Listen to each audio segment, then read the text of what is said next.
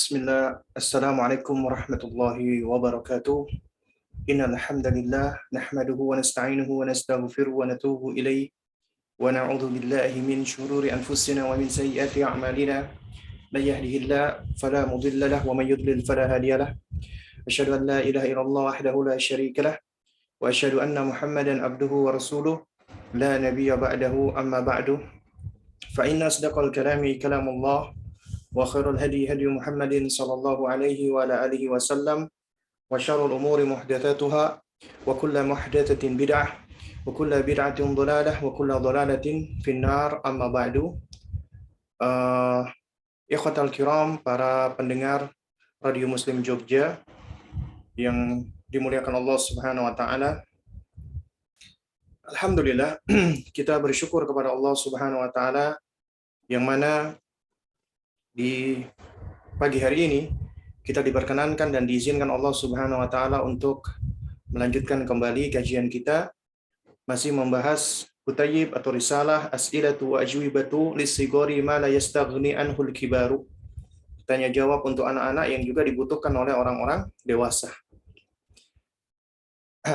Dan insyaallah taala di hari ini kita akan memasuki pertanyaan yang ke-84. Ya. Ini adalah pertemuan yang kalau saya tidak salah ingat adalah ke-40. Dan kita akan belajar tentang empati di sini. Yaitu melalui tuntunan Nabi atau melalui hadis Nabi SAW di pertanyaan yang ke-84 ini. Jamaah sekalian muliakan Allah Subhanahu wa taala, di pertanyaan yang ke-84, Fadilatul Syekh Salim bin Sa'ad At-Tawil hafizahullah taala, ya, beliau mengajarkan kepada kita pentingnya bagi kita untuk mengajarkan kepada anak-anak kita tentang konsep empati dan juga untuk menghafalkan hadis tersebut, ya, yaitu hadis, ya, yaitu pertanyaan, sempurnakanlah hadis berikut ini, nak.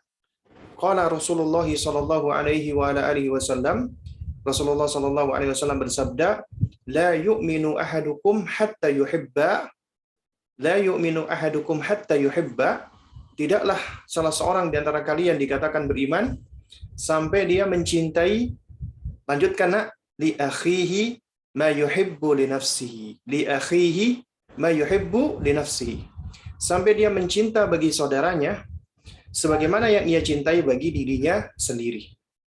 Nah, insyaallah kita akan bahas, ya jemaah sekalian, tentang hadis ini. Ini hadis yang mengajarkan tentang empati, ya, yaitu mengajarkan agar kita memiliki sensitivitas dan juga kita memiliki sifat menginginkan kebaikan bagi saudara kita sebagaimana kebaikan itu untuk diri kita sendiri, ya. Jadi ini kita diajarkan untuk berempati di dalam hadis yang mulia ini, ya. Nah, jemaah sekalian muliakan Allah Subhanahu wa taala, ya. Kita ajarkan kepada anak-anak kita, ya, bahwasanya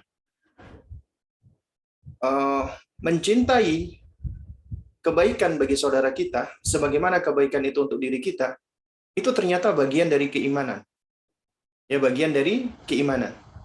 Ya. Dan ini menunjukkan salamatul qalbi, ya, tajahu, ya, al-ikhwan al-muslimin. Ini menunjukkan tentang bersihnya atau selamatnya hati terhadap saudaranya se-Islam. Ya. Nabi SAW mengatakan di dalam hadis ini, la yu'minu, tidaklah dikatakan beriman. Kata para ulama, yang dimaksud la yu'minu di sini maknanya adalah meniadakan kesempurnaan iman, bukan pokok keimanan. Karena kalau pokoknya hilang, maka kafir. Nah, sementara yang dimaksud Nabi di sini, la yu'minu, bukan artinya dia sudah tidak lagi beriman, bukan artinya dia kafir, tidak.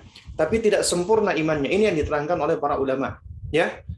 Itu tidaklah sempurna keimanan seseorang di antara kalian, ya, hatta sampai dia yuhibba, mencintai, li akhihi, bagi saudaranya. Nah, ini sekaligus juga kita berupaya mengkoreksi sebagian terjemahan yang kurang tepat sebenarnya ketika menerjemahkan ya sehingga dia mencintai saudaranya seperti dia mencintai dirinya. Ini kurang tepat ya. Karena kalau seandainya dikatakan terjemahannya demikian, itu seharusnya disebutkan la yu'minu ahadukum hatta yuhibba akhahu kama kama kama yuhibbu nafsahu. Seharusnya demikian ya. Tidaklah dikatakan beriman salah seorang dari kalian sampai dia mencintai saudaranya seperti mencintai dirinya. Tapi di sini Nabi SAW gandengkan dengan kata lam li akhihi. Ya. Yaitu menunjukkan sesuatu untuk saudaranya sebagaimana sesuatu itu untuk dirinya. Maknanya, tidaklah seseorang itu dikatakan beriman, sempurna imannya, sampai dia mencintai sesuatu itu bagi saudaranya sebagaimana sesuatu itu untuk dirinya. Ya, untuk dirinya sendiri. Baik dalam urusan dunia ataupun urusan akhirat. Maksudnya bagaimana begini? Kita tidaklah dikatakan sempurna imannya sebelum kita ya menyenangi apabila saudara kita, teman kita ya mereka mendapatkan misalnya rezeki. Yang mana apabila rezeki itu ada pada kita, maka kita juga senang dengannya. Ya, kita juga menyenanginya. Atau misalnya contoh lagi ya apabila ada kebaikan pada saudara kita, misalnya dia mendapatkan hadiah dalam hal duniawi misalnya, naik jabatannya. Kita pun turut bergembira. Sebagaimana apabila kita juga naik jabatan. Sesuatu yang kita sukai, maka apabila sesuatu itu ada pada saudara kita, kita juga senang dengannya. Maka itu menunjukkan kesempurnaan iman. Karenanya Al-Hafidz Ibnu Rajab Al-Hambali rahimahullah menerangkan bahwasanya ya hadis ini itu menerangkan bahwa hendaknya seorang mukmin dia merasa gembira dan senang ya dengan kegembiraan yang dirasakan oleh saudaranya. Apabila saudaranya gembira, dia turut merasakan gembira. Demikian pula sebaliknya dari mafhum mukhalafah, pemahaman keterbalikan, apabila saudaranya sulit, maka dia juga harus merasakan, turut merasakan. Apabila saudaranya sedih, dia turut merasakan sedih. Ya. Dan dia tidak menginginkan ya kesulitan itu ada pada saudaranya sebagaimana dia nggak kepengen itu ada pada dirinya. Dan dia menginginkan bagi saudaranya kebaikan sebagaimana kebaikan itu dia inginkan untuk dirinya. Nah, ini menunjukkan bersihnya hati, tulusnya hati, yang bersih dari rasa iri, dengki, dan hasad. Ya, bersih dari iri, dengki, dan hasad. Kita tahu ya jemaah sekalian, di antara penyakit hati yang berbahaya itu adalah hasad. Hasad itu adalah suatu perasaan ya yang berangkat dari kecemburuan terhadap ketentuan Allah Subhanahu wa taala. Kita tidak senang ya kebaikan yang telah Allah berikan kepada seseorang. Ya. Kita tidak senang dengannya. Kita merasa sesak dada kita. Kita merasa jengkel. Nah, itu berarti ada penyakit hati nih. Kita nggak suka apabila ada kebaikan, ya kebaikan itu ada pada saudara kita. Maka itu termasuk penyakit hati, ya. Dan orang hasad memang bertingkat-tingkat. Ada yang dia cuman nggak suka saja. Ini yang paling enteng. Kemudian ada yang dia nggak suka, kemudian dia ya menampakkannya dengan cara menghasut orang, kemudian dia menjelek-jelekkan orang tersebut, atau dia berkomentar, gitu aja kok senang. Itu jangan-jangan akhirnya dia berburuk sangka. Dan yang paling parah adalah dia berusaha untuk menghilangkan kenikmatan tersebut dari saudaranya. Itu yang paling parah. Ya. Bukan cuma hasad, dia bahkan ingin menghilangkan nikmat tersebut dari saudaranya. Nah, jamaah sekalian yang dimuliakan Allah Subhanahu wa taala ya. Hadis ini adalah hadis yang mulia ya. Hadis yang mengajarkan kepada kita Untuk apa? Untuk berbuat baik ya terhadap saudara-saudara kita. Dan pentingnya kita mengajarkan empati ini kepada anak-anak kita mulai dari usia dini. Ya. Karena apabila anak-anak kita itu sudah memiliki empati, kita ajarkan, kita didik mereka, kita tumbuhkan empatinya, maka dia akan tumbuh menjadi pribadi yang baik insya Allah. Akan menjadi pribadi yang ithar, ya altruis istilahnya, yang lebih mendahulukan kepentingan saudaranya dibandingkan kepentingan dirinya sendiri yang disebut dengan orang-orang ya egois atau ananiyah. Ya. Nah, jamaah sekalian menggunakan Allah Subhanahu wa taala. Ya. Memang anak-anak itu ketika masih usia dini, apalagi usia 3 tahun, 4 tahun, 5 tahun, itu memang kesulitan bagi mereka untuk bisa berempati.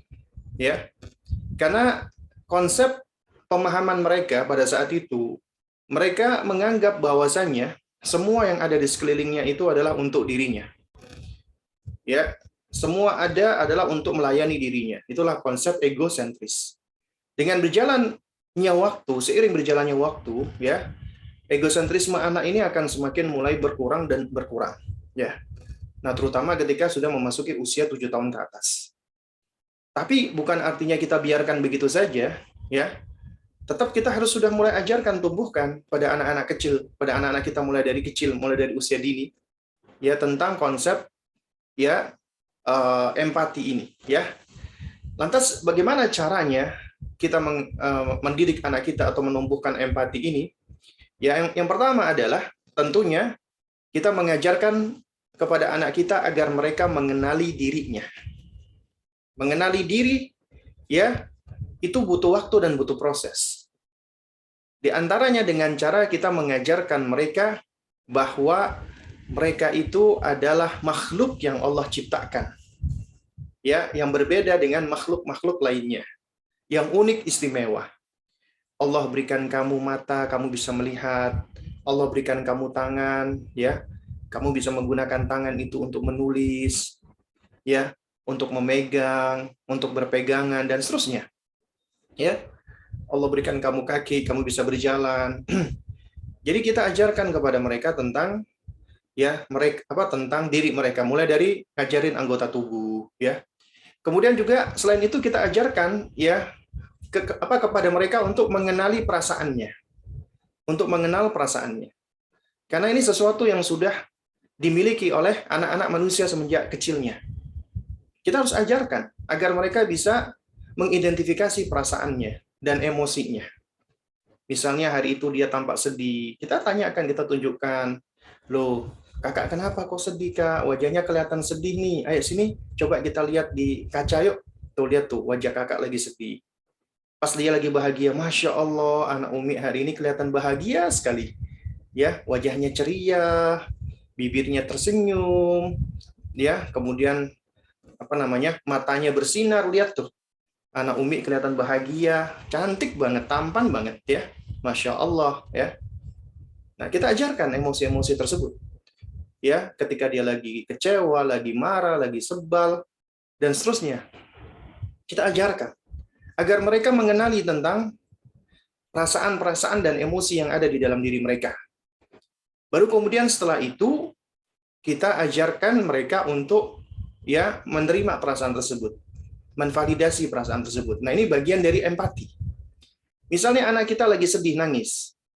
Jangan kita jadi orang tua yang tidak empati. Kita cuma bisa ngelihat, ngapain kamu nangis? Gitu aja nangis. Cengeng kamu. Udah marah, kemudian menvonis lagi, memberikan label lagi. Ini sudah anak sedih, malah dibikin semakin sedih. Semakin ditusuk-tusuk dengan ucapannya. Ya, semakin menyakitkan hati anak. Ini tentunya akan bisa merusak ya emosi dan jiwanya anak. Sadar atau tidak sadar apabila ini dilakukan oleh orang tuanya. Karena itu, apabila anak kita itu menunjukkan emosinya, itu berarti momen belajar bagi mereka dan bagi kita. Kita ajarkan ya. Ketika mereka nangis, ketika mereka lagi sedih ya, kita menvalidasi gitu loh, berempati. Anak kita sedih itu nggak tiba-tiba sedih, pasti ada pencetusnya, pasti ada penyebabnya. Ya, jangan langsung kita egois dan kita tidak berempati. Nah, ini yang akan menjadikan ya anak-anak kita tumbuh tidak memiliki sensitivitas dan tidak berempati dengan orang lain. Nah, jadi ya kita validasi perasaannya. Ya, meskipun dia marah misalnya, jangan langsung kita gitu aja marah kamu. Jangan. Ya, kita akui, kita tanyakan, "Kakak marah ya?" Umi ngerti kalau kakak kelihatan marah ya. Umi ngerti kok. Apa kakak marah? Ya, dan sebenarnya kakak mau marah boleh-boleh saja. Itu kita ajarkan, dia boleh untuk marah. Dia boleh untuk sedih, ya. Jadi jangan kita larang emosi-emosi tersebut keluar. Karena emosi tersebut ketika keluar tidak berdosa, ya. Yang berdosa apabila sudah kita wujudkan dengan perkataan atau perbuatan yang melanggar syariat. Ya, meskipun mereka masih anak-anak, sebenarnya masih belum berdosa, tapi ini momen kita mengajarkan hal tersebut. Kita menvalidasi. Baru kemudian setelah itu, ya, kita baru bisa mengajarkan mereka untuk regulasi, ya, meregulasi emosi mereka, ya. Setelah tentunya kita validasi. Misalnya contoh ya, ini contoh kasus misalnya. Ada kakak adik, kakaknya ini udah TK, umur 4 tahun. Kemudian dia punya adik, usianya 2 tahun misalnya. Ya, tentunya sang adik ini kan kemampuan komunikasinya, kemudian kemampuan-kemampuan lainnya kan di bawah kakaknya. Misalnya kakaknya sedang bermain Lego atau bermain bongkar pasang. Dia sedang menyusun mainannya misalnya. Kemudian ketika sedang dia susun udah tinggi, adiknya datang dibongkar itu semua. Marah-marah. Nangis, dia marah sama adiknya dan dia nangis. Nah, orang tua seringkali langsung ya menyalahkan sang kakak. Udah nggak usah nangis kamu. Kenapa kamu nangis? Gitu aja nangis, cengeng kamu ini. Adikmu juga kepengen main, adikmu pokoknya gitu ngomel-ngomel aja itu. Ini anak dia lagi sedih, dia lagi senang, ya, membangun sesuatu, dia sedang menunjukkan kreativitasnya dan seterusnya. Kemudian tiba-tiba apa yang dia lakukan itu, ya, dirusak oleh adiknya. Dia berhak kecewa, dia berhak sedih. Kita akui kesedihannya. Kita dekati dia, biarkan dia menangis, ya. Lalu kemudian kalau perlu, ya, kita pangku dia, ya. Kita duduk di dekatnya. Kemudian kita ucapkan, ya, kakak lagi sedih ya. Boleh kok kakak sedih, boleh kok kakak marah, agar dia mengenali perasaan dia, ya. Baru kemudian kita tanya dia. Kalau dia belum mau ngomong, kita boleh bertanya dengan dia cukup menjawab iya atau tidak, atau dia menggeleng atau mengangguk. Itu bagian dari proses sampai dia akhirnya ya mau untuk atau bisa mengungkapkannya. Umi, aku lagi kecewa. Umi, aku lagi sebel. Umi, aku lagi marah. Itu bagus, itu yang kita harapkan. Berarti dia sudah bisa melabeli emosinya. Dan ini bagian kita untuk belajar berempati sebenarnya dan mengajarkan empati pada anak kita, ya. Nah, misalnya si kakak ini lagi sebel sama adiknya. Aku Mi udah bikin mainan, kemudian adik datang merusak. Aku marah Mi. Oh, kamu marah? Iya, nggak apa-apa. Umi tahu kamu lagi marah ya sama adik ya. Ya, ya. Kemudian baru kita ajarkan, sabar ya kak. Kakak boleh kok nangis, gitu kan? Biarkan dia mengeluarkan emosinya dulu. Baru kemudian setelah itu kita ajak bicara. Kamu tahu nggak kak? Adik itu sayang loh sama kamu. Adik itu cinta sama kamu, ya. Adik itu sebenarnya kepengen main sama kamu, tapi adik belum tahu caranya bagaimana bermain, ya, dengan kamu. Jadi adik nggak tahu sebenarnya kak, ya. Akhirnya kita sentuh ini kognisinya. Setelah kita sentuh hatinya, dia akan berpikir karena tetap dia anak-anak meskipun belum sempurna pikirannya, dia juga mikir. Ya, adiknya sayang sama dia, adiknya tuh sebenarnya pengen main tapi belum tahu caranya bermain. Jadi kalau adik mendekat, kamu sampaikan baik-baik ya. Atau kalau perlu, kamu ajarkan, kamu ajak caranya bermain. Tapi adik kan nggak bisa main, Mi. Iya, Umi tahu. Ya, adik itu sebenarnya kepingin bermain tapi belum tahu caranya gitu lah. Nah, itu berarti kita sudah mengajarkan dia untuk berempati dengan adiknya. Tapi ini tentu nggak bisa instan. Ya, butuh proses, butuh waktu. Yaitu bagaimana kita terus mendampingi anak kita. Yang penting adalah kita mengakui dan menvalidasi perasaannya. Kita berempati dengan dia. Baru kemudian setelah itu kita ajari dia untuk mencoba berkontemplasi. Meskipun memang ini masih kecil. Maksud saya berkontemplasi bukan yang jelimet ataupun yang sudah berat, enggak. Dia cuman belajar untuk memahami sedikit, ya. Artinya apa yang dilakukan oleh adiknya sehingga menyebabkan dia marah atau sedih, ya, itu worth it nggak sih gitu loh. Atau tadinya dia kesel, kemudian setelah dia tahu alasannya, hilang kesalnya dia gitu. Jadi tujuannya sebenarnya seperti itu. Ya. Nah, jamaah sekalian yang dimuliakan Allah Subhanahu wa taala, ya. Ini adalah hal-hal yang penting. Yang pertama yang perlu kita ajarkan kepada mereka, mengenali dirinya termasuk mengenali emosinya. Ya. Karena apa? Karena empati itu membutuhkan regulasi emosi. Dan untuk bisa meregulasi emosi, itu membutuhkan untuk mengenali emosi, bisa melabeli dan mengidentifikasi emosinya. Jadi dia bisa tahu apa yang dia rasakan. Kemudian dia bisa belajar mengungkapkannya dengan cara yang benar. Mengekspresikannya. Ya. Nah, kalau dia bisa merasakan, kalau dia bisa mengekspresikan apa yang dia rasakan, maka akan mudah baginya ketika dia melihat kawannya lagi sedih, lagi marah, lagi kecewa, dia bisa melihat gitu loh. Ya. Dia bisa melihat dan lebih bisa memahaminya. Itu poin yang pertama. Kemudian poin yang kedua, nggak kalah penting, adalah tunjukkan contoh. Tunjukkan qudwah di dalam berempati. Ya. Nah, di antaranya cara kita berempati, mengajarkan atau menjadi contoh, kita tunjukkan empati kita kepada anak kita. Kita tempatkan diri kita bagaimana kalau kita menjadi mereka. Kita mampu, karena kita pernah menjadi anak-anak. Tapi anak-anak nggak mampu untuk berempati dengan kita karena mereka belum pernah menjadi orang dewasa. Karena itu kita dituntut untuk memberikan contoh untuk mereka. Kita belajar berempati dengan mereka. Atau juga boleh kita misalnya ngajarin mereka pada saat kita lagi di jalan, kita melihat ada orang minta-minta pengemis, kemudian kita berbagi sedekah, kasihan ya nak, ya orang itu lagi kesulitan, lagi kesusahan, atau misalnya ada berita bencana alam, kita ajarkan kasihan ya nak, orang-orang yang kena bencana itu, ya mereka kehilangan rumah, atau misalnya ketika ada berita tentang kelaparan atau peperangan atau yang semisalnya, ya. Jadi kita tunjukkan kepada mereka banyak di antara manusia itu yang mereka mengalami kesulitan-kesulitan. Dan tugasnya mereka yang memiliki kemampuan untuk menolong dan membantu. Juga di antara seni mendidik anak yang harus dimiliki oleh seorang ibu untuk mengajarkan empati kepada anak.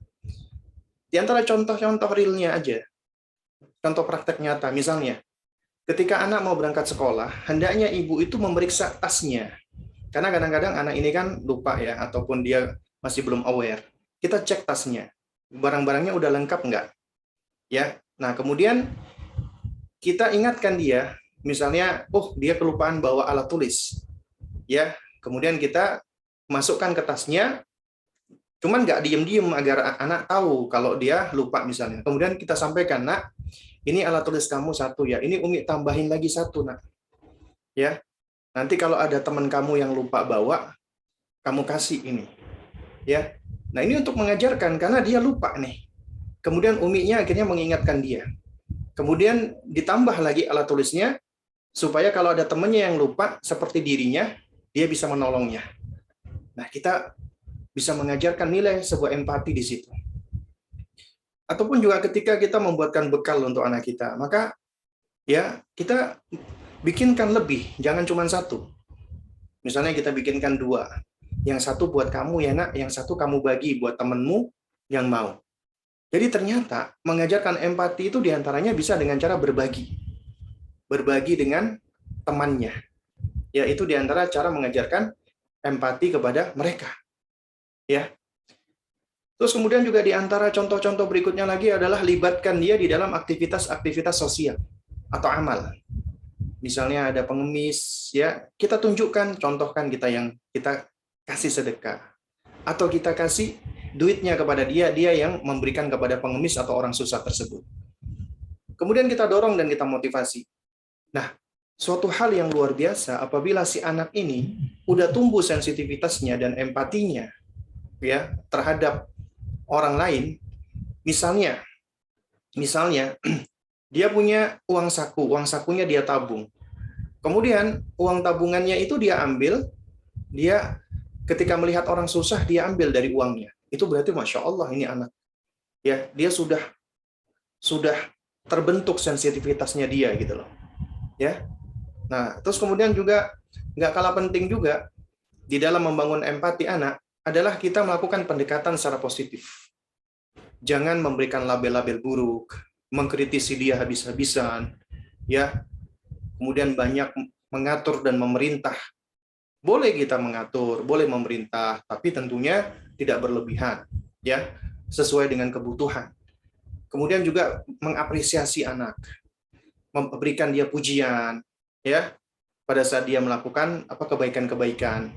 Kemudian ketika dia melakukan hal yang tidak benar, yang lebih tepat adalah jangan langsung kita marah, kita cemooh, atau kita labeli dengan label-label yang nggak baik, ya. Nah, yang lebih tepat adalah kita arahkan, ya. Ini sebagaimana metodenya Nabi SAW ketika mengingatkan anak-anak kecil. Contoh misalnya, ya, tentang riwayat Umar bin Abi Salamah. Umar bin Abi Salamah adalah anak tirinya Rasulullah. Ya, karena Ummu Salamah ibunya dinikahi oleh Rasulullah setelah suaminya Abu Salamah wafat meninggal dunia. Punya anak namanya Umar. Nah, Umar bin Abi Salamah menceritakan, ya kuntu fi hijrin Nabi SAW. Aku pernah di pangkuan Nabi SAW. Ya, atau berada di bawah pengasuhan Nabi SAW. Ya. Kemudian tangan beliau itu tatishu, ya, ila sofha, ya. Kemudian tanganku itu menjulur-julur ke tempat makan. Jadi dijulur-julurkan tangannya. Nah, kalau kita mungkin udah langsung tangannya kita pukul ceplok gitu. Jangan julur-julur tangan, gak sopan, ya. Atau jangan kayak gitu kamu. Nah, kita sudah langsung melakukan pendekatan-pendekatan seperti ini. Banyak melarangnya. Padahal ini anak sebenarnya dia penasaran mungkin ya dengan makanan yang ada atau dengan sesuatu. Kalau kita cuma melarang, tidak memberikan informasi yang memadai, ya itu bisa membunuh kreativitas dia gitu. Karena itu apa yang dilakukan oleh Nabi SAW? Nabi ajarkan adab, ya. Ya gula, nah, dengan panggilan yang baik dulu, sapaan yang baik, wahai nak, samillah, ucapkan bismillah. Ya, wakul biyaminik, makan dengan tangan kanan kamu, wakul mimma yalik, dan makan apa yang dekat dengan kamu. Nah, itu kata Nabi SAW dengan kalimat-kalimat yang Masya Allah positif, ya. Jadi jangan kamu julurkan tangan, jangan ngambil yang jauh-jauh, yang dekat-dekat aja. Jangan gini, jangan gitu. Nah, kita kebanyakan orang tua selalu pendekatannya seperti itu gitu loh. Ya, banyak melarang anak. Padahal sebenarnya jemaah sekalian menggunakan Allah, ketika Anda hanya memberikan larangan, itu anak ini ya, kita tahu ya, penalarannya kan masih belum sempurna. Nah, bisa jadi dia menganggap itu perbuatan yang nggak boleh. Padahal di dalam perbuatan itu bisa jadi ya ada hal-hal yang bermanfaat sebenarnya. Ya, cuman karena kita sudah larang begitu saja, akhirnya dia hilang inisiatifnya, hilang kreativitasnya. Makanya yang lebih tepat adalah kita arahkan. Contoh misalnya, ini anak, dia ketemu pulpen, kemudian dia lempar-lempar, kemudian kita sampaikan, kemudian kita langsung marah, jangan lempar-lempar kamu. Nah, berarti informasi yang sampai kepada dia nggak boleh ngelempar. Berarti ngelempar itu nggak dibolehkan, padahal itu menyenangkan, mengasihkan buat dia. Akhirnya kita tahu sebenarnya ada manfaat loh dengan gerakan melempar, dengan melakukan lemparan-lemparan itu untuk motoriknya, untuk sensoriknya. Akhirnya dia ya kehilangan inisiatif untuk melakukan hal-hal yang bermanfaat buat dirinya. Padahal yang lebih tepat, bagaimana yang lebih tepat adalah jangan langsung lakukan larangan kepada anak. Dekati dia, kita sampaikan, Masya Allah, kamu kayaknya sedang main asik gini, Dek. Oh, lagi main pulpen ya? Ini namanya pulpen, Dek. Pulpen tidak dilempar. Pulpen dipakai untuk menulis. Sini. Coba kamu apa namanya ikut habis ini. Kemudian kita ambilkan kertas nih, pulpen kita pakai untuk menulis begini, gitu. Kita ajarkan kepada dia gitu loh. Kalau kamu mau melempar, sini ikut abi yuk. Kita carikan bola misalnya. Kita bersamai dia selama beberapa waktu untuk bermain melempar-lempar. Seharusnya demikian, gitu loh. Ya, jangan dikit-dikit kita larang, dikit-dikit kita larang, ya. Nah, inilah yang bisa menyebabkan anak menjadi hilang kreativitasnya dan juga hilang sensitivitasnya juga gitu loh. Nah, terus kemudian juga perlu kita pahami bersama, orang tua yang suka melabeli anak, menvonis anak, mencemooh anak, mendiskreditkan anak, mengkritisi anak, ngaturnya banyak, larangannya banyak, ya mengejek, mengolok-olok, kemudian berlaku kasar, keras, ini yang bisa menghilangkan sensitivitas dan empati, ya. Karena dia akan menyerap perbuatan-perbuatan itu dan kemudian dia akan praktekkan itu kepada orang lain, termasuk kepada Anda nantinya sebagai orang tua. Ya. Nah, jadi mengajarkan empati kepada anak ya jemaah sekalian, itu penting sekali. Dan itu adalah dengan cara apa? Dengan cara kita mengajarkan secara pelan-pelan, yaitu mulai dari dia mengenali dirinya, kemudian ajarkan dia dengan keteladanan, dan ajarkan dia bagaimana untuk merespon yang ada di sekitarnya dengan cara yang hikmah, tidak dengan cara kita banyak memberikan larangan, dengan apalagi sampai mengejek, marah-marah, atau yang semisalnya. Nah, jemaah sekalian menggunakan Allah Subhanahu wa taala ya. Ini sebenarnya hadis ini adalah hadis yang merupakan bimbingan Nabi SAW di dalam berakhlak yang mulia. Ya, akhlak mulia. Dan akhlak mulia ini, kata Nabi SAW, adalah amalan yang paling banyak memasukkan seorang hamba ke dalam surga. Sebagaimana di dalam hadisnya Nabi mengatakan, ya, aktsaru ma yudkhilul jannata taqwallah wa husnul khuluq. Ya, yang paling banyak menjadi faktor masuknya hamba ke dalam surga adalah takwa kepada Allah dan akhlak yang mulia. Ya, akhlak yang mulia. Nah,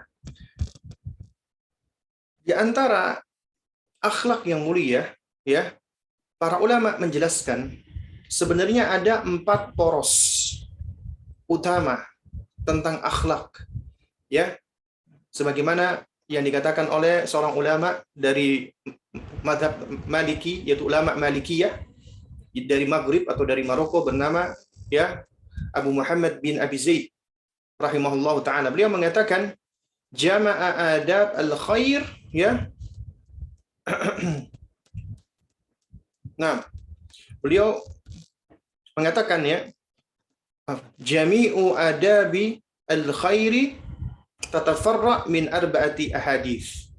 Ya, keseluruhan adab-adab yang baik itu adalah terfokus kepada 4 buah hadis. Ya.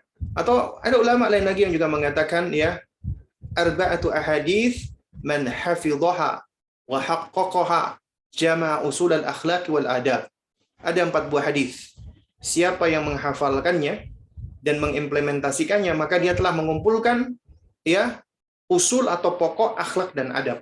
Dan ini perlu untuk kita pahami bersama dan kita ajarkan kepada anak-anak kita. Karena ini salah satu hadisnya. Dari 4 hadis ini yang pertama, hadis Nabi SAW yang berbunyi, "Man kana yu'minu billahi wal yaumil akhir, falyakul khairan aw liyasmut." Ya, siapa yang beriman kepada Allah dan hari akhir, hendaknya dia berkata baik atau dia diem. Ya, kalau nggak baik, diem ucapannya. Ya. Nah, ini menunjukkan dhabtul lisan, yaitu menjaga lisan. Karena ternyata lisan itu yang paling banyak menyebabkan manusia itu terjerembab ke dalam neraka. Dia diadab oleh Allah Subhanahu wa taala. Karena itu kita ajarkan di antara ya bentuk iman kepada Allah dan hari akhir berkata yang benar atau yang baik ya. Atau kalau enggak dia diem.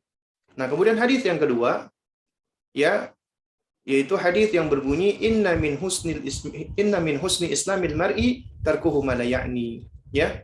Sesungguhnya di antara kesempurnaan ya Islamnya seseorang adalah dia meninggalkan sesuatu yang tidak berguna baginya, yang tidak ada manfaatnya. Ya, yang tidak berguna ditinggalkan. Apabila yang tidak berguna ditinggalkan, apalagi maksiat. Ya.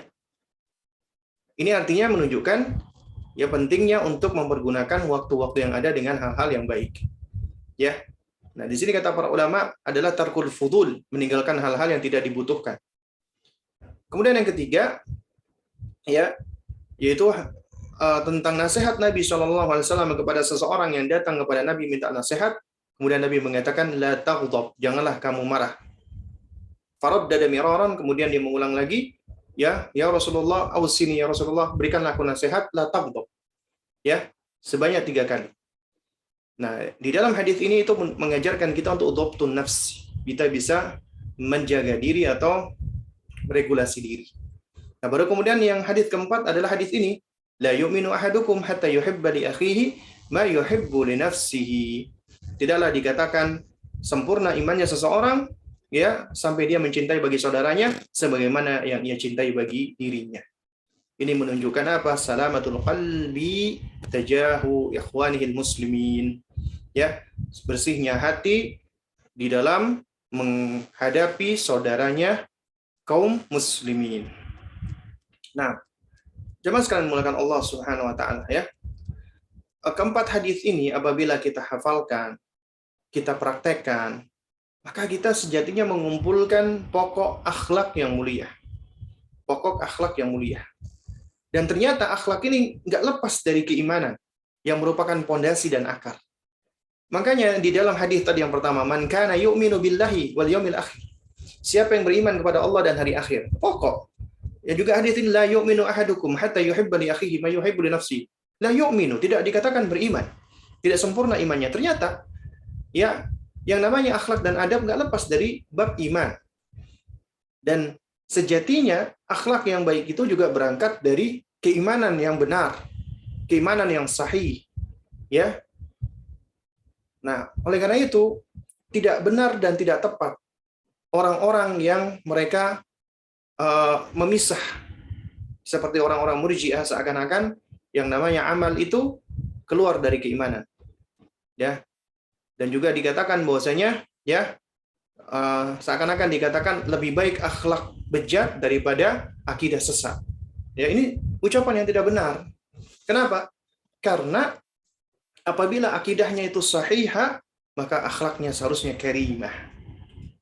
Karena Nabi SAW sendiri yang mengatakan, la yu'minu ya ahadukum, atau man kana yu'minu billahi wal yawmil akhir, falyakul khairan aw liyasmut. Ya, bahkan di sini Rasulullah SAW menerangkan tentang beriman kepada Allah dan hari akhir. Di antara faidahnya kata para ulama, kenapa disebutkan iman kepada Allah dahulu? Karena ini merupakan asas atau pondasi segala bentuk keimanan, yaitu iman kepada Allah. Karena ya apabila seseorang tidak memiliki keimanan kepada Allah, maka akan runtuh semua keimanan yang lain. Ini pondasi utamanya, iman kepada Allah. Ya.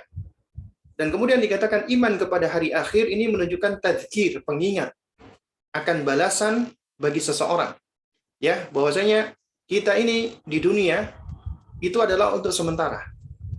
Karena kelak kita akan dihadapkan dengan hari pembalasan, yaitu hari akhir. Ini sebagai pengingat untuk melahirkan atau untuk membentuk yang namanya khauf, rasa takut dan roja, harap kepada Allah. Adapun iman kepada Allah itu melahirkan mahabbah, cinta kepadanya. Cinta kepada Allah. Ya. Sehingga terhimpun padanya mahabbah, roja dan khauf. Cinta, harap dan takut. Dan Rasulullah mengingatkan iman kepada hari akhir ini sebagai pengingat gitu loh. Bahwasanya ya amalan-amalan kita ini nanti akan dibalas oleh Allah Subhanahu wa taala di hari akhir tersebut.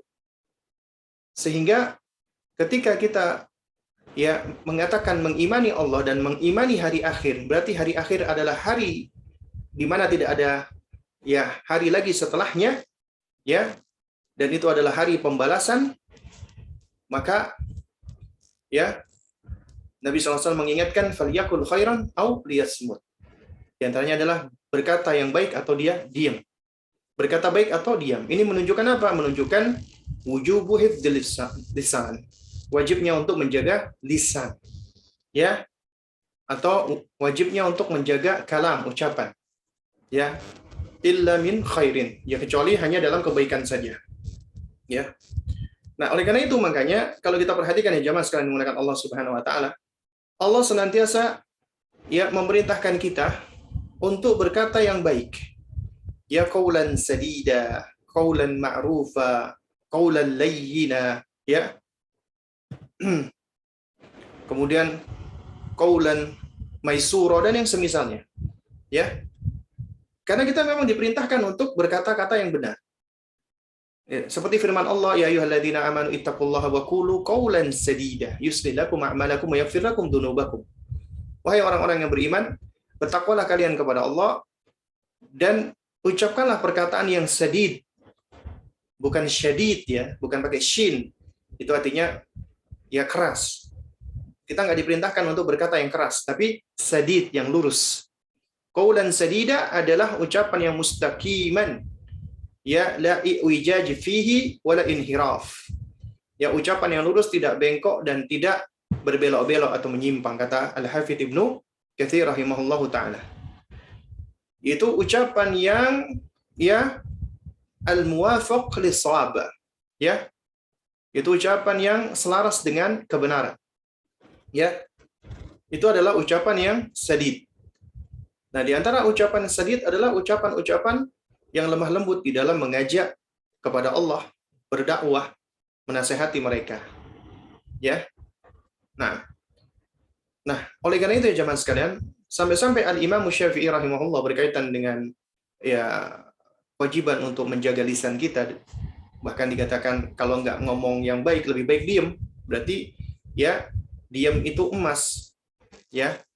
Tapi apabila kita bisa berkata baik, maka tentunya berkata lebih baik lagi itu adalah mutiara. Tapi kalau yang kita ucapkan nggak baik, maka kita lebih baik diam. Makanya Imam Syafi'i sampai mengatakan, ya, beliau mengatakan, idza arada ya an yatakallam falyufakkir. Apabila seseorang itu dia hendak berbicara, maka hendaknya dia berfikir, ya. Fa in dhahara annahu la dharar alaihi takallam. Ya, apabila tampak padanya tidak ada bahaya pada perkataannya, hendaknya dia ngomong. Wa in dhahara anna dhararan wa syakka fihi amsaka. Apabila dia melihat ada bahaya dari ucapannya atau dia ragu-ragu dengannya, maka dia tahan diri. Ya. Hendaknya dia menahan diri. Nah, jamaah sekalian menggunakan Allah Subhanahu wa taala, ya. Jadi ternyata di antara pokok akhlak itu adalah dhabtul lisan. Kita menjaga lisan kita. Apalagi kita sebagai orang tua nih. Maka kita harus lebih hati-hati lagi. Karena kita adalah panutan buat anak-anak kita. Dan mereka akan mencontoh. Ya, tidak hanya dari apa yang mereka dengar, tapi juga apa yang mereka lihat. Terus kemudian juga tentang hadis. Ya, Nabi mengatakan, min husni islamil mar'i tarkuhu ma la ya'ni. Di antara kesempurnaan Islam seseorang, dia tinggalkan apa yang tidak bermanfaat baginya. Ya. Nah, jamaah sekalian mulakan Allah Subhanahu wa taala. Ya. Maksud hadis ini tarkuhu ma la ya'ni adalah meninggalkan segala hal yang tidak ada pentingnya, urgensinya. Baik itu urusan agamanya ataupun urusan dunianya. Baik itu dalam bentuk perkataan ataupun dalam bentuk perbuatan. Nah, kita tahu kalau kita urutkan, hal yang paling tidak berguna itu adalah keharaman. Bukan hanya nggak berguna, malah melahirkan dosa dan mendatangkan madarat. Kemudian baru makruh. Ya. Kemudian baru mubah. Mubah boleh-boleh saja, tapi kalau udah berlebihan ke dalam perkara mubah, itu bisa mendekati kepada makruh. Nah, itu yang disebut dengan fudul. Ya, fudul. Nah, jamaah sekalian dimulakan Allah Subhanahu wa taala, ya. Kalau kita perhatikan tentang jenis manusia di dalam surat Fatir ya ayat 32, ya. Itu baiknya Islam seseorang itu ada 3 tingkatan. Kata Allah Subhanahu wa taala, "Faminhum man dzalama li nafsihi." Ya, di antara mereka adalah orang-orang yang menganiaya diri mereka sendiri. Yaitu orang-orang yang melakukan kemaksiatan. Makanya kemaksiatan dikatakan man dzalama li nafsihi. Ya. Kemudian wa minhum muqtasidun. Yang kedua adalah orang-orang yang pertengahan. Yang pertengahan muqtasidun artinya orang-orang yang mengerjakan perintah Allah dan menjauhi larangan Allah. Dikatakan muqtasid. Yang ketiga wa minhum ya sabiqu bil khairat, yaitu mereka orang-orang yang ya berlomba-lomba di dalam kebaikan, bercepat-cepat di dalam kebaikan, ya, orang yang bersegera di dalam kebaikan, ya.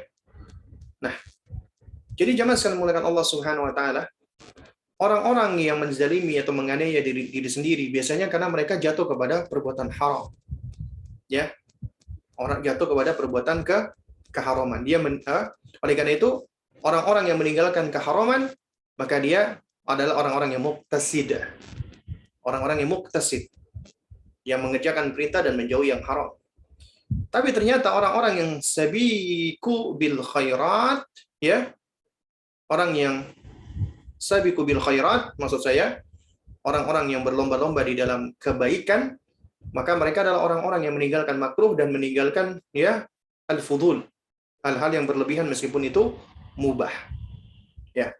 Nah, sementara hadis la taghdab itu menunjukkan dhabtun nafs. Dhabtun nafs. Itu bagaimana kita bisa meregulasi diri. Ini hal-hal yang patut menjadi perhatian kita sebagai orang tua. Artinya kita harus memiliki ya sifat-sifat yang disebutkan di dalam 4 hadis ini, agar kita bisa menumbuhkan dan menyuburkan akhlak-akhlak mulia pada anak kita. Jadi antaranya dari keempat hadis ini. Nah, Nabi SAW ketika didatangi oleh seseorang, Nabi mengatakan la taghdab, janganlah kamu marah. Nah, di antara maknanya la taghdab, artinya apa? Artinya adalah janganlah kamu mencari atau mendekati hal-hal yang dapat memicu kemarahan kamu. Berarti kita harus mengenali nih diri kita. Apa yang bisa memicu kita marah? Apa yang bisa men-trigger kita itu emosi? Berarti ini mengharuskan kita mengenali diri kita nih, ya. Karena nggak mungkin orang tiba-tiba marah, orang tiba-tiba ngamuk tanpa ada penyebabnya. Karena secara asal manusia diciptakan dalam keadaan wasat, netral. Marahnya karena ada triggernya. Tugas kita mencari tahu apa triggernya. Nah, kemudian kita berusaha untuk apa? Untuk memperhatikan apakah triggernya ini worth it nggak sih untuk membuat kita marah? Karena sejatinya marah itu tidak berdosa. Yang berdosa apabila kita mewujudkan marah itu dengan hal-hal yang mengandung kemaksiatan atau melanggar syariat, baik itu ucapan ataupun perbuatan. Misalnya kita maki-maki, kita mencemooh, atau kita memukuli orang gara-gara marah, itu bisa melahirkan dosa. Makanya Nabi mengatakan la taghdab. Di antara maknanya adalah jangan kamu mendekati hal-hal yang dapat memicu kamu marah. Atau makna yang kedua adalah ya ketika kamu marah, maka hendaknya kamu berusaha untuk menahan diri. Ya, menahan agar kemarahan tersebut tidak terwujudkan, termanifestasi dengan ucapan dan perbuatan yang dapat menghantarkan kepada keharaman. Artinya harus mampu menahan kemarahan tersebut. Inilah yang dimaksud dengan memanage emosi. Nabi sudah mengajarkan. Di antaranya adalah dengan cara kita berta'awudz, memohon perlindungan kepada Allah. Karena seringkali kemarahan atau emosi negatif itu adalah disebabkan oleh syaitan. Ya. Makanya berta'awudz, a'udzubillahi minasyaitonirrajim. Kemudian yang kedua adalah kita diam, tidak berbicara. Karena kata Nabi SAW, idza ghadiba ahadukum falyaskut. Apabila salah seorang dari kalian marah, maka hendaknya dia diam. Kemudian yang ketiga dengan merubah posisi, ya. Karena kata Nabi SAW, idza ghadiba ahadukum ya wa huwa qa'im ya falyajlis. Apabila salah seorang dari kalian itu marah sementara dia dalam kondisi berdiri, hendaknya dia duduk. Ya. Wa illa falyattaji. Kalau dia masih tetap marah, emosi, berbaring. Masih tetap marah, berwudu, ambil air wudu. Ya. Intinya kita dalam kondisi marah hendaknya kita menenangkan diri dulu. Ya. Menenangkan diri dulu. Ibaratnya seperti kalau kita ibaratkan gampang-gampangannya, minuman berkarbonasi. Ya, minuman berkarbonasi. Kita tahu kalau minuman berkarbonasi itu dikocok, Anda langsung buka tutupnya, itu langsung nyemprot, terus keluar. Ya. Jadi langsung menghentak keluar. Akhirnya tumpah kemana-mana. Tapi kalau misalnya minuman berkarbonasi itu dikocok, kemudian kita taruh, kita biarkan ya selama beberapa waktu, maka dia akan kembali lagi tenang. Ketika Anda buka, paling cuma ces gitu saja, cuma keluar sedikit. Kita belajar nih, ngambil filosofi dalam tanda kutip ya dari minuman berkarbonasi ini. Ternyata dengan didiamkan selama beberapa waktu, itu bisa tenang lagi. Makanya Nabi mengatakan, ya, idza ghadiba ahadukum falyaskut. Kalau kamu marah, diam dulu, jangan ngomong apa-apa. Karena ketika kamu marah, kamu ngomong, itu bisa mengucapkan kata-kata yang melahirkan penyesalan nanti berikutnya. Karena ya Allah memuji nih, ya Allah memuji orang-orang yang mampu untuk menahan emosinya ketika emosinya tuh memuncak. Allah sebut mereka sebagai orang-orang muttaqin, orang-orang bertakwa, ya, dan muhsinin, orang-orang yang berbuat baik, dan Allah mencintai mereka. Sebagaimana surat Ali Imran, ya, Allah mengatakan wasari'u ila magfirati min rabbikum, ya, dan bersegeralah kamu untuk mencari ampunan dari Rabbmu, Allah Subhanahu wa taala, ya, wa jannatin arduha as-samawati wal ard, dan juga untuk mendapatkan surga yang luasnya langit dan bumi, uiddat lil muttaqin, yang Allah siapkan bagi orang-orang bertakwa. Nah, surga Allah siapkan untuk siapa? Orang-orang bertakwa, seluas langit dan bumi. Kemudian Allah terangkan siapa orang-orang bertakwa itu, alladzina yunfiquna fis sarra'i wad dharra. Mereka adalah orang-orang yang terus berinfak, baik di waktu lapang ataupun di waktu sempit, di waktu punya duit dan di waktu nggak punya duit, tetap dia berinfak dengan apapun yang dia miliki. Ya, jadi bukan cuma pas lagi banyak duit infak, kemudian dia nggak punya duit dia tidak infak. Ya, jadi dia tetap berinfak. Makanya infak itu nggak dilihat dari sekedar jumlahnya, tapi dilihat dari kondisi. Bisa jadi 500 perak itu lebih bernilai daripada orang yang menginfakkan 500 juta misalnya. Kenapa? Bisa jadi orang yang 500 juta ini hartanya itu ternyata bertriliun-triliun.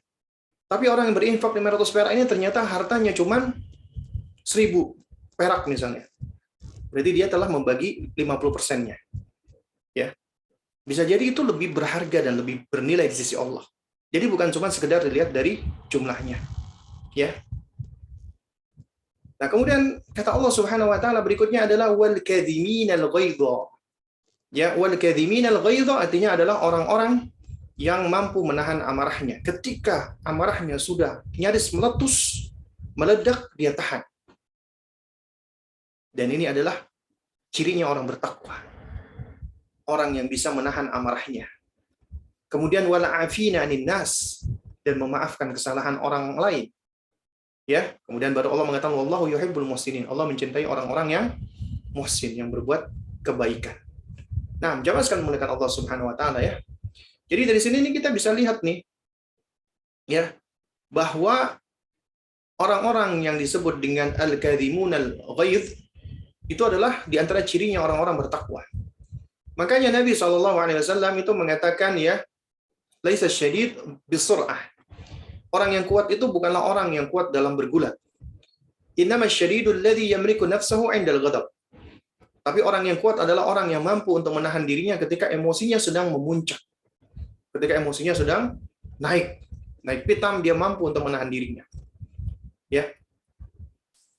Kita belajar ini dari Rasulullah SAW. Ibunda Aisyah radhiyallahu taala anha ketika menerangkan tentang Nabi kita yang mulia, ya, beliau mengatakan wallahi, demi Allah, ya, man taqama an-nabiyyu li nafsihi fi syai'in, ya, yu'ta ilaihi qattun. Ya, Nabi SAW nggak pernah marah karena kepentingan pribadi semata. Ya, karena misalnya beliau dicemooh misalnya, Nabi SAW tidak marah begitu saja karena orang-orang mencela beliau ya. Tapi apa? Hatta tuntahaka hurumatullah fayantakimu lillah. Ya, sampai apabila kehormatan Allah dilanggar maka beliau murka karena Allah. Jadi beliau ketika dicemooh dikatakan sebagai seorang penyair yang gila ini dan sebagainya, beliau nggak marah. Ya, itu konsekuensi dan resiko dari dakwah beliau. Tapi apabila itu haknya Allah Subhanahu wa taala yang dilanggar, maka beliau murka dan marah karenanya. Ya, artinya marah itu tabiat manusia, asalnya nggak dosa, tapi bisa menjadi dosa. Ya, tergantung bagaimana ya kemarahan itu dimanifestasikan. Dan kemudian juga tujuannya, karena apa? Nabi SAW kalau itu karena urusan atau kepentingan pribadi, beliau tidak marah. Tapi apabila itu kehormatan Allah yang dilanggar, maka beliau marah. Ya. Nah, ini kita sebagai orang tua juga perlu belajar nih. Ya. Hendaknya kita bisa menunjukkan ya emosi yang positif kepada anak kita. Bukan artinya kita nggak boleh marah. Boleh kita marah kepada anak kita. Tapi hendaknya kita lihat marah seperti apa. Kalau misalnya anak cuman melakukan ya kebiasaan anak-anak kecil, dia ribut, dia bermain sana sini, kita nggak perlu marah.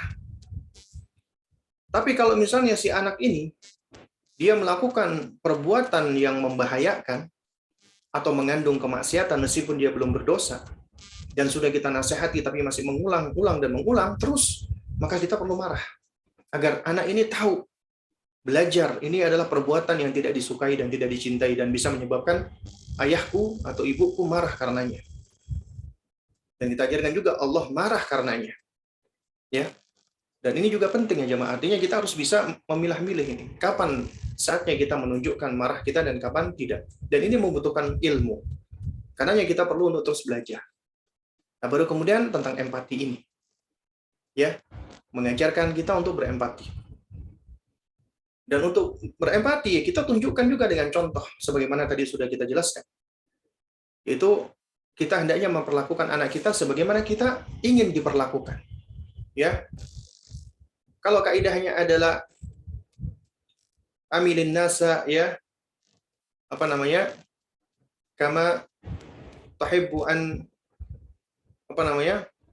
hendaklah engkau perlakukan orang lain sebagaimana kamu kepingin diperlakukan, ya. Maka demikian pula, ya, di dalam menghadapi anak-anak kita, kita pun juga harus berupaya dan berusaha dengan sebaik-baiknya memperlakukan mereka dengan berempati. Kita memperlakukan mereka sebagaimana kita ingin diperlakukan. Kalau kita nggak suka dikritisi terus-terusan, jangan mengkritisi. Kita nggak suka dicemooh, jangan mencemooh. Kita nggak suka dilabeli dengan label-label yang jelek, jangan kita melabeli dengan label-label yang jelek.